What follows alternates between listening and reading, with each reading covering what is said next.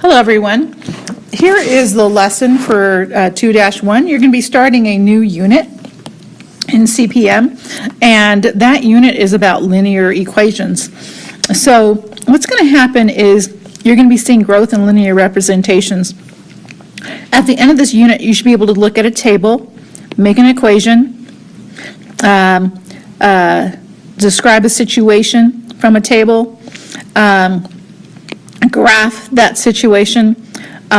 You can take an equation from a graph. You should be able to look at data in a multitude of ways. And so throughout this chapter, you'll explore the multiple representations of a linear relationship. So we're only going to be looking at linear functions. And we're going to use growth and starting values of linear relationships to find specific connections between situations, tables, graphs, and equations.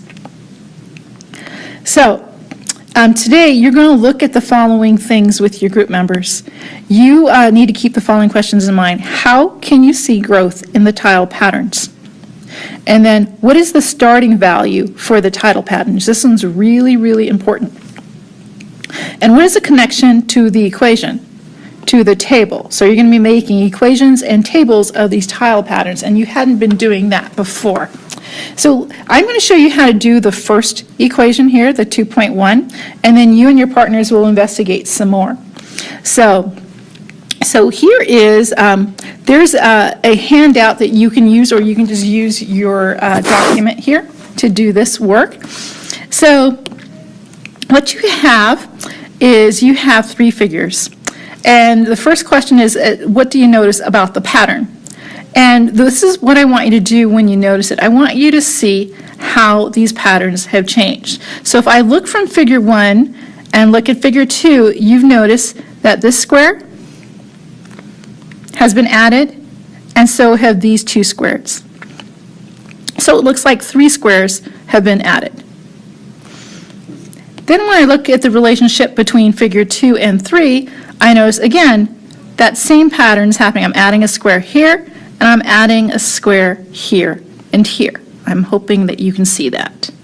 If you need to pause and do this on your own document, that's fine. Well, you're noticing that we are adding 3, okay? Well, here's the question that we're going to look at. This is figure 1, figure 2, figure 3. We need to figure out what figure 0 is. What would figure 0 is? And before I give you that answer, just pause, kind of play around with it, and then replay it so that you can see if you're correct. So let's think about this. Did you guys figure out that figure 0 would actually mean I would get rid of these 2 and have these 4? So basically figure 0 is 4 of these. And it is very helpful when you're trying to figure out that first 0 that you kind of like do the same process. So figure 0 is this. What we're going to do next is, so I've kind of answered A for you, helped you with that one. Then it says sketch the next figure in the sequence. And take a moment to figure out what figure 4 would be. What would that look like? Well, most of you probably just took the figure 3 and added the 1 to here and then 2 over here. And I wish I had the same kind of things as Notability to kind of show you that. So figure 3 would look something like, figure 4 would look something like that. Now later on they're going to ask you to go ahead and make a table and an equation. So we're going to go ahead and make a table, and I'm going to make it right over here. And we're going to call that X and Y. And we're going to put figure 0 in for X. So the figures, the figure 0, 1, 2, 3, 4 will be our X value because this is a function.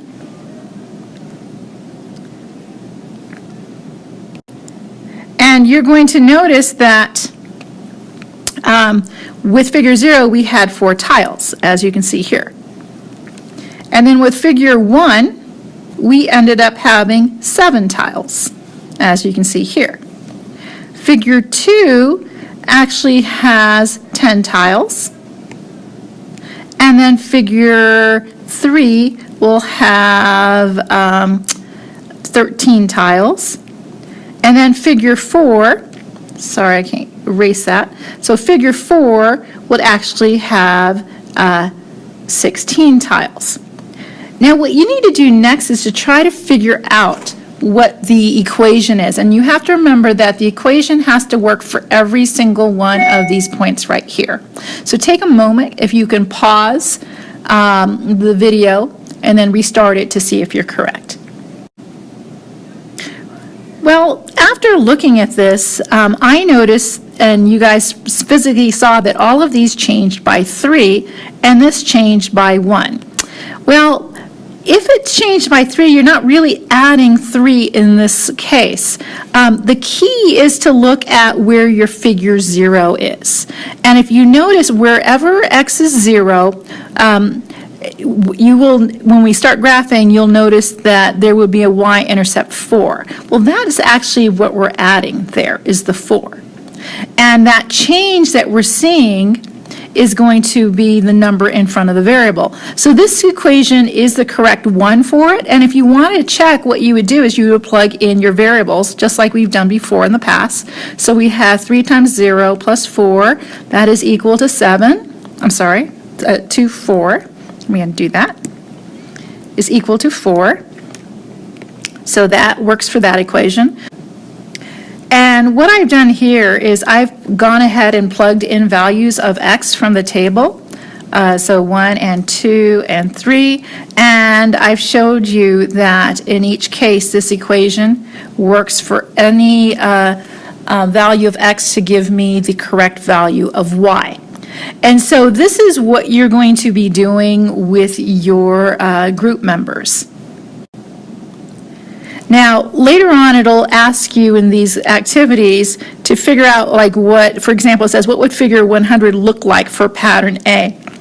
And pattern A, if you looked at that equation, we had y is equal to 3x plus 4. So all we would do is plug that value in for x, and we get that when figure A is 100, there are going to be 304 tiles in there.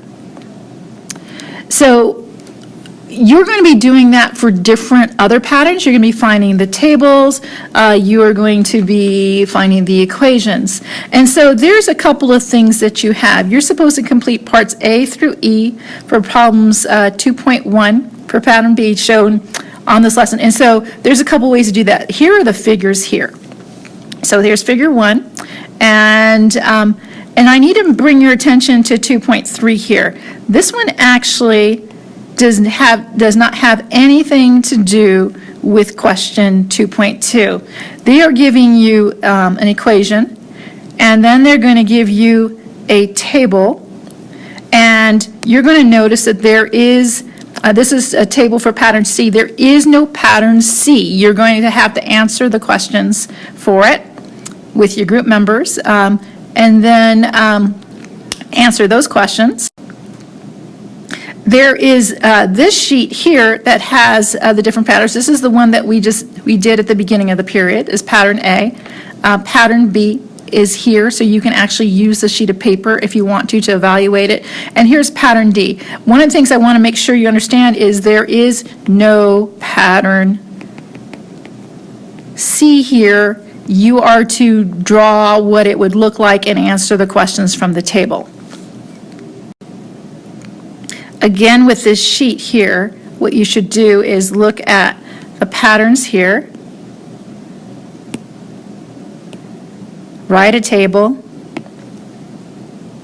make a table of x and y values, fill that table out, and come up with an equation.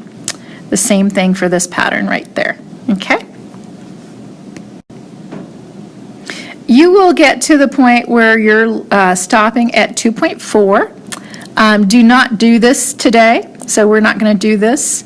And you're going to do the review and preview questions for your learning practice. Okay, so again, don't do this. You and your group members try to get to get through to the -3 above here. If you can't, I'll give you some time tomorrow in class.